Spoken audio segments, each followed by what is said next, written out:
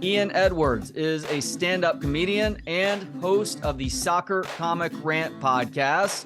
He will be here in Austin this weekend, May 5th through 7th, headlining the Fat Man. That's the big room at the Comedy Mothership. Grab yourself some tickets that remain at comedymothership.com and follow him on Twitter and Instagram at Ian Edwards Comic. Ian, thank you for the time. How you doing today? I'm good, fam. How are you? I'm doing very well, thank you. So it's exciting that you are one of the first comics to get to headline the Fat Man, the new comedy club here in Austin, of course, opened by your friend Joe Rogan, the Comedy Mothership. Austin has turned into a bit of a stand-up mecca over these last few years. You've got the Comedy Mothership now, Creek in the Cave. Vulcan does some nice things. Cap City Comedy Club has opened back up away from downtown. So Austin seems to be a good place to come hone the craft, I guess. Yeah, and then one thing I do like about Austin, besides everything that you just mentioned, is that I know so many people there, and it's always good to like go away from where you consider home and feel at home. And just the vibe of Austin, the people, friendly, and just like you said, the explosion of comedy in that city is just like, yeah, it's for me. I'm happy to be there this weekend and headline brand new club. So you are based out of LA. Is that where you've been the entire time that you've done stand-up comedy? No, I started in New York, Did and I you? was Okay. like, yeah. How So long I'm do a you New call York LA City home for? comic. Uh, just 20 years. 20 years. Hmm. A fair amount of time at this point. So Austin has Yeah. obviously changed for the better in the last 3 to 4 years, really since COVID, with regards to stand-up. How has the LA stand-up scene changed? Obviously, you have one of the best clubs on the planet with the Comedy Store and a bunch of other really good clubs as well. But how has stand-up comedy been altered by the COVID era? Uh, First, it brought it to a screeching halt, and then it took a minute, but now everything is pretty much back. What Mm-hmm. it did change is that some of the major comics left, like Rogan, Segura, and Tim Dillon left for a minute, but now he's back. But he's always on the road. And then there was like a new generation of comics that felt like it was too expensive to live in LA. And normally, LA would benefit from their development and becoming household names. But I think Austin is going to get that because a lot of people moved to Austin because it was cheaper. And now, like you said, they got the comedy scene there. And there's going to be a lot of comics there that nobody's heard of that are going to blow up pretty soon. And Austin is going to have the claim of those comics. So By the that's same what's token, changed. whenever big dogs move out of a place like LA, there's more opportunities for guys like yourself. Yeah, for sure. So would you consider the Comedy Store your home club at this point? Yeah. And it's been my home club for a minute. I still do the Laugh Factory, which Mm-hmm. is a pretty good club, and the Improv, but the Comedy Store is like definitely my home. You know what I mean? Like I get to try out new jokes there, make mistakes, recover from those mistakes, become a better comic. The lineups are strong, and you get to test yourself not only against like audiences that are comedy educated, but also you get to like see what level of materials that compared to other comics, and you know if you should strengthen it or is it a done deal bit, and it's a good measuring stick for like just any comic period. Comics obviously have different ways that they craft jokes and sets. Some like to write consistently. Others like to workshop it on stage. I was talking to Big J Okerson the other day. He hates to write. He's like, it feels like schoolwork. He always hated schoolwork. So I just like to get up there and I'll mess with the crowd. And eventually you start to come up with the nugget of something and you can turn that into a joke before it's all said and done. How does the typical joke crafting process work for you? Do you like to write? Do you prefer to mess with the crowd a little bit more? Obviously, you do have to make those mistakes on stage as well to get it exactly right. Mm-hmm. Yeah, I like to write, Yeah. and but there's different ways of writing. You could sit down and right, which is like a discipline. You could also try stuff out on stage. You could record it.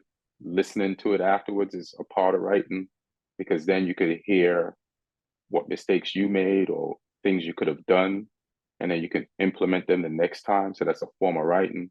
Sometimes when you listen to it, like a tag or another punchline will pop into your head. So that's a part of it. You could try your jokes in front of a mirror, or you could just free ball it like on stage like Jay does. You just go raw dog and see what happens. But yeah, there's lots of different ways. You could use all those methods. That could be your process. You could use two of those methods. But I like to use a combination of all of those. Are you a fan of crowd work? Yeah, I'm not mad at it. Like I like to, at least in the beginning of the show, hit them with something just to let the audience know this is a unique show. So if something's going on in the room, uh, you could call it out, and that lets everybody know this is a unique show for tonight for this crowd. And then usually towards the end of the weekend, when I'm bored of like doing the whole 45-minute hour set, like the last few sets would probably include a lot of crowd work just to like break up the monotony and not keep saying the same thing. Is that literally asking people to throw out ideas, or are you messing with people in the front couple of rows? I could see things going on, Yeah. and you know, you might ask a question or two, and then yeah, I don't necessarily want people to like throw ideas out. Like I have a set that I want to do, and I know when I don't want to do it anymore. They don't, so it's not like one of those shows where they spin a wheel and they pick a topic or people just throw stuff out. Yeah. Hmm. So I've heard a bunch of comedians from LA talk about getting passed for the very first time at the Comedy Store. You've been at it for 20 years in LA. You were obviously in New York before that. Do you have that moment where you recall that specific time where you finally got the pass at the Comedy Store to become a paid regular? Yeah, yeah. I That was like, when I first moved to LA, I heard you had to like audition for Mitzi, and I didn't want to like do 3 minutes because I had some like TV credits. So I was like, I'll just did open mics. And then I was like, you know what? You should get in at the store. So some people put my name in, like Paulie did, because I did something with Paulie, which is Mitzi's son. yeah. Nichelle did, because she has a show at the store Michelle Wolf. called no, Nichelle Murdoch. Oh, Nichelle. Okay. Yeah, Nichelle Murdoch. And then Sam Tripoli Yeah. put in put my name in. So Love Sam. then He's a fellow Armenian. We have some Safelo, fun. are you Armenian? Yeah, it's impossible to tell with my my blue eyes and blonde hair, but I'm more Armenian than anything else, believe it or not. Man, I didn't know you was Armenian, man. Let's end this. Let's start. But yeah, Sam's cook people. So he Yeah. put my name in. So then I had to go to the store to audition on a Sunday night. And the first few times I went there, she wasn't there. So Tommy, who was running the club at the time, he was like, uh, she's not here. You could go home and come back next week Sunday, or you could go up. So I said, let me go up. Let me get used to the stage. So Hmm. I went there like 3 times in a row and she didn't show up. Then probably the fourth time she showed up, and she was there, and I bombed. Hmm. I bombed. But when I got off, Tommy's like, she passed you before you were finished. Like, I, I think she knew and she could hear the material. It was just like that type of night. And I walked home that night, like telling my manager that I passed at the store. And he's like, why are you excited? I've never heard you excited like this. And I said, Jason, because I can work out now for 15-minute sets and build like a, a wardrobe of material. And he still didn't get it, but I knew what it meant. So you bombing that night wasn't the result of you not executing your jokes. It was just a weird crowd that night. Yeah, it was just what it was that night. Like the reason why I wanted to do those sets when she wasn't there was to get used to the stage and get comfortable. And none of that helped and on the night that I performed. But I was calm, I was composed, the jokes were clear. If you like Mitzi obviously has been involved in listening and seeing comics for decades. So she could tell that's a good joke, that's a good joke, that's stage presence, that's composure. It didn't matter what the crowd thought. It's like, all right, yeah. Who is the toughest comedian that you've ever had to follow? And there's so many comics. Like I've had to follow Carlos Mencia in his heyday. I've had to follow Rogan. I've had to follow Burr. I followed Burr at an outside at an outside show when the pandemic was not over yet, but the Comedy Store put on an outside show at the Rose Bowl. So that was tough. And not just following Burr, but doing so in an outdoor venue like that. Yeah, yeah. And when Burr wraps up, people think the show's over. You know what I mean? Yeah. People are packing shit back in their cars and shit. Stuff. Sorry about cursing. Like, we seen Bill Burr. We out. Peace. So yeah, you have to. I followed Louis. Normally those sets go well following people. It's just the nature. Like we're in the major clubs. They have major comics, and you have to follow them. Like everybody's doing 15 or whatever minutes, whether it's at the Comedy Cellar, the Comedy Store, the Laugh Factory, or the Improv. Even at the Mothership, who knows what I'll have to go on after some nights. You know what I mean?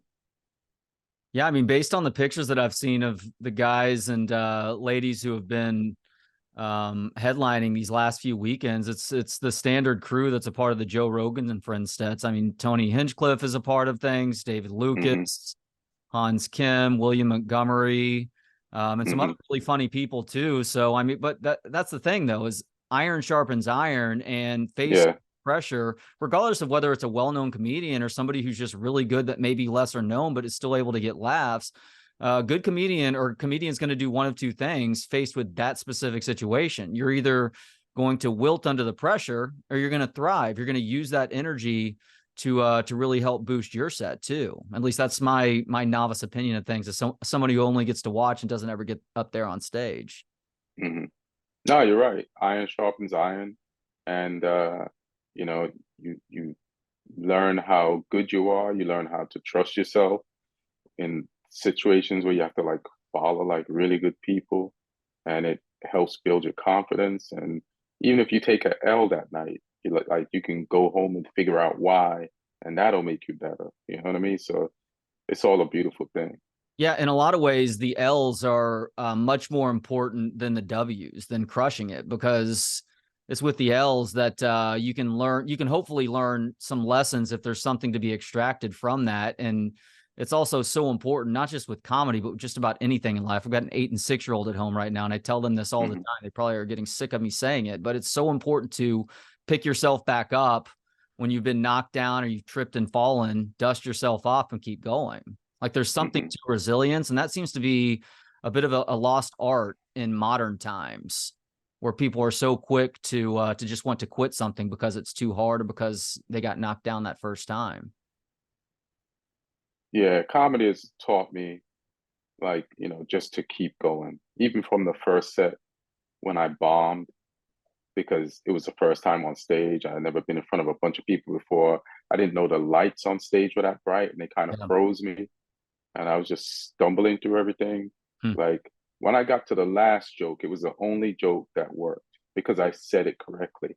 And then, so what I took from that night was like, yo, you got to calm down and learn how to say your jokes right, and you'll be fine.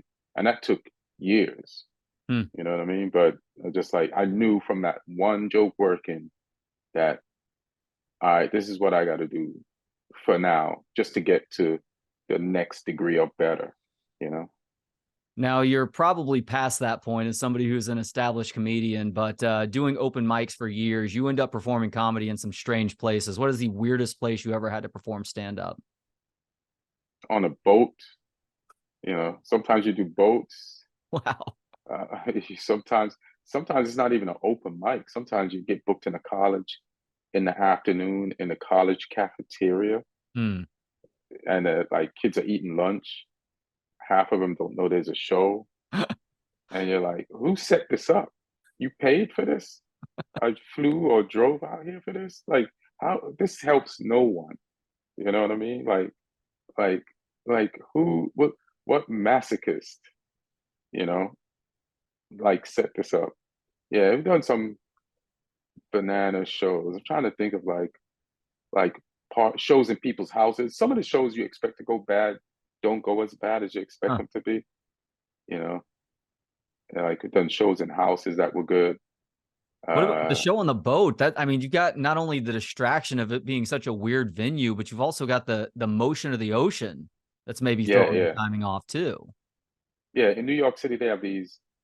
Like I've done the boat in Long Beach where it's a bar, so that's kind of fine, but it's still like nothing.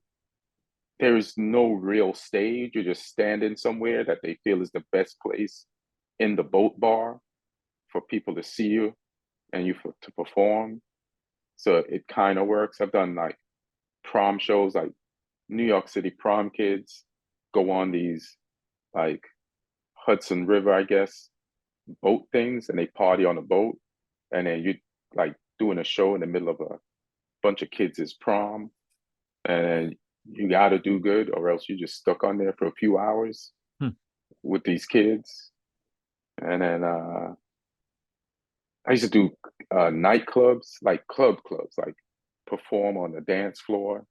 Then if you do good, you stick around. So when they turn on the music, you're like, "Hey, what's up? How you doing?" That was me back there. You know what I mean? So then there's that. But if you bomb, you're But just exiting out the yeah, back you door. out. It's over with. Yeah, you're out. Yeah, yeah. Your friends are like, "Where you going?" You know where I'm going. I bombed, bro. I'm out. I remember doing a show in Philly for Temple, and all my friends killed except me. Hmm. Like I bombed because back then I was leaning into being Jamaican, which worked in New York.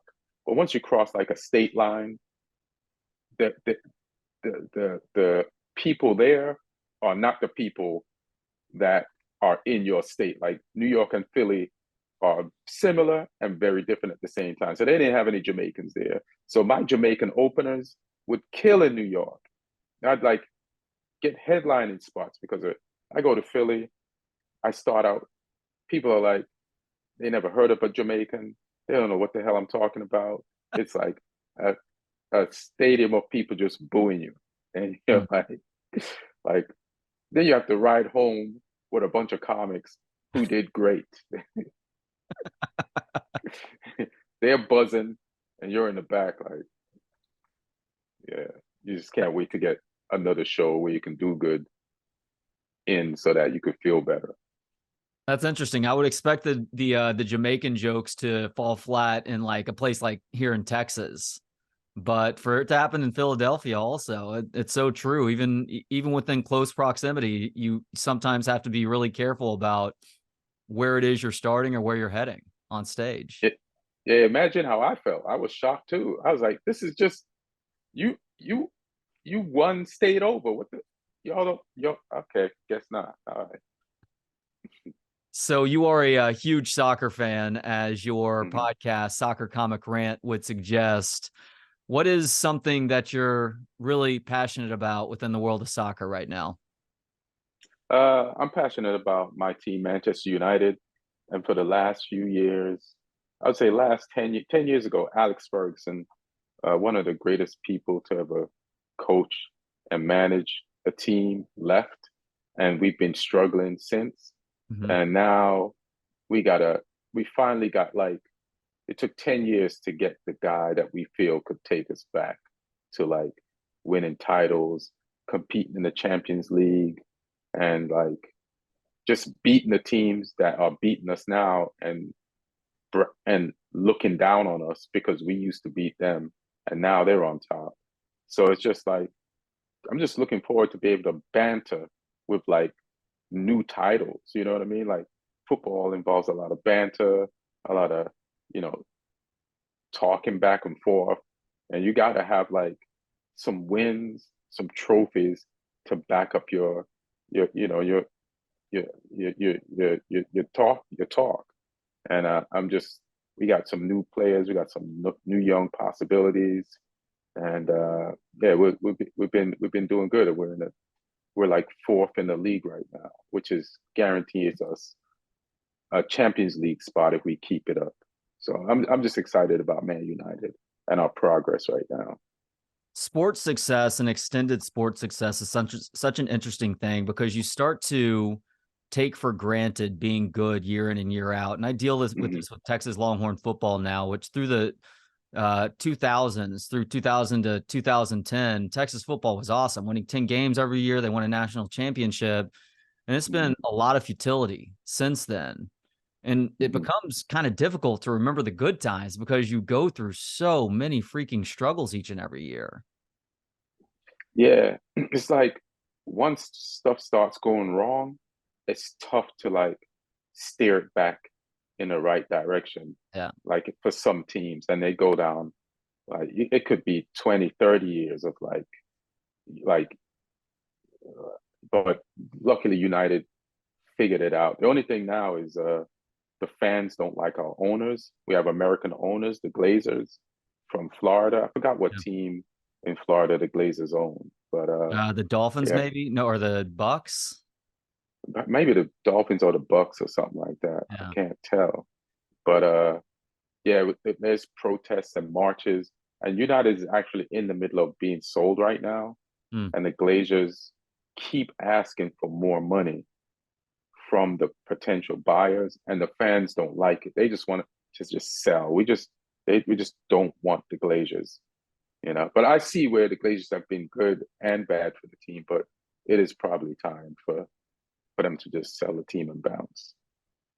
So Lionel Messi just got suspended 2 weeks by PSG for an unauthorized trip to Saudi Arabia to play in some Mm-hmm. exhibitions, I guess. What do you think of that? It's, I think a part of it is he's not going to re-sign with PSG anyway, Mm-hmm. and the fans are kind of mad at Messi because they feel like he doesn't give as much energy to PSG as he did when he was at Barcelona or what he did for Argentina and winning the World Cup. And even though PSG will probably win the league and they have won the league before, the ultras, the main PSG fans, they want to win the Champions League, and PSG has been knocked out of that. Hmm. So as far as him getting suspended for like if he broke team rules, it doesn't matter who you are. You're not supposed to break team rules. It's a bad look. It's tough to control your other players when one of your main players is just going off and doing whatever. So fine, suspend him. But PSG is a successful mess right now. Hmm. You know, they're owned by a Middle East consortium, so they have money, but they don't have the Champions League. And it doesn't matter what they win, unless they win the Champions League, the fans and the whole team thinks the whole thing is a failure. And Hmm. especially when you have Neymar, Mbappe, and Messi, you like, we should win the Champions League. So no, it's in disarray regardless. Now, you are a fan of the MLS too. I think you're an LAFC fan over the Galaxy. Is that correct? Yeah, yeah. Have you And I been to Have you been to any Austin FC games here at their new stadium, Q2? no, but I want to check it out like when I get there. Hopefully there's time to do it this weekend. I'm there till Tuesday and I get to Austin on Thursday, so I don't know what the schedule is, but hopefully I get to check out a game. I was gonna go with Rogan to his first soccer game, and he just went without me, so I'm pissed at him about that. But yeah, but he loved it though. He loved it. Yeah, I've heard him speak glowingly about that experience on Mhm. his podcast. How much better off is the MLS than it was, say, 5, 10 years ago? Is the quality of play that much better in that time? Yeah, because you have players that get bought from the MLS to go play in major leagues and on major teams in Europe. Hmm. So that's a good look. But I feel like 10 years from now, it'll be even better because like I've watched, my algorithm shows me a lot of soccer on my phone. And when I see like some of the skills that these young kids have, and they have these private coaches, and these private coaches will advertise that they're coming to town and they want to hold some training sessions, and then they show some of the kids that they're training, and the skill level is like man level on like 9 year olds. And you're like, what's this person going to be like when they're just a teenager? It's just crazy. And these are like American kids. So I feel like 10 years from now, yeah, the future's going to be mad bright. And I was hanging out with some friends of Chiellini yesterday because I actually went to a LAFC game yesterday, Mm-hmm. and they were in the CONCACAF Champions League semifinals against Philadelphia, and they beat Philadelphia. But Chiellini is a defender from Juventus. He's won multiple Scudettos, and he plays for the LFC now. And he even told them that he feels like 10 years from now, the MLS is going to be off the chain. Like he could see the growth of the football. And he's like, a world class football player. Plays for Italy, plays for Juventus, the best team in Italy, just period. And yeah, he's quality. I mean, the MLS has the attention of local fans. I think Major League Soccer is the second most attended sport in this country after football right now, more than baseball, more than the Mm-hmm. NBA, more than hockey, too. So people are champing at the bit for a quality product. Now, I do have to also ask about U.S. soccer. Of course, they make it Mm-hmm. to the knockout round in this most recent World Cup. So do you think U.S. men's soccer, obviously the women have done a great job and captured some World Cups. Do you think the men's team is about to become a legitimate threat to win a World Cup? Yeah, yeah, it's gonna still take a minute because yeah, it's still gonna take a minute. Like probably the 10 years that I said the MLS is gonna Yeah. take to, it's tough, man. Like you're playing against countries that have been all they care about is soccer. That's it's their only sport, you know? And soccer is just beginning to grow in America. And a lot of fans, they want the country to win a World Cup. And then, but it's trajectory rise, it's impossible to like have one last winter or the year before. It's gonna still take more time. But the fans have advanced to the level of impatience of countries who have been playing and invested in the sports for hundreds of years. So the fans have advanced to that fanatical level, but the team hasn't. And it's easier to like to be an advanced fan than it is to be a Ronaldo. You know what I mean? So we're just gonna have to wait. And I, I, I like that the soft sport is growing here. I remember moving here from Jamaica, and I couldn't even tell anybody I watched soccer. Hmm. You know, if I told a gay person I watched soccer, they would beat the hell out of me. Like that's how in the closet you had to be about soccer. Like, but now we have a league. It's the second most attended league amongst like baseball, basketball. That's crazy, Yeah. and that's dope to see. So you just have to be patient. Like the players have to like be born. Like you're competing against countries where the players are when on the sonogram in Brazil, a baby sonogram, you see the baby and a soccer ball Mm-hmm. in the mom's stomach. You know what I mean? We got to get to that level. All right, last question, Ian, because I admitted to you before I hit record today that I'm not the biggest soccer fan. So I do have Mm-hmm. one general rules question that I need to run by you to see if there is any wiggle room here. Should soccer consider altering, not giving up, but altering the offside rule at all to help with scoring? Nah. Not even like the knee being past that final defender. Like, I feel like as long as the foot isn't down behind that final defender, we should be okay. Nah, the sport is fine. Like, okay, the offside rule has been altered a bunch of times. Okay. And they still run into something. It's just what it is. Like, draw the line. If the person's on, they're on. If they're off, they're off. And just leave it at that. Like, it doesn't need to be reinterpreted multiple times. Just leave it. You know what I mean? It's the number one sport in the world. It works. Just imagine if we had like 4 to 6 games or 7 to 5 games versus all these 1-0 games, you know? I think that's an American thing where the more Right goals, about the that. better. But we're like looking at the technique. We're looking at, like, they don't speed up golf. They could, and they probably should.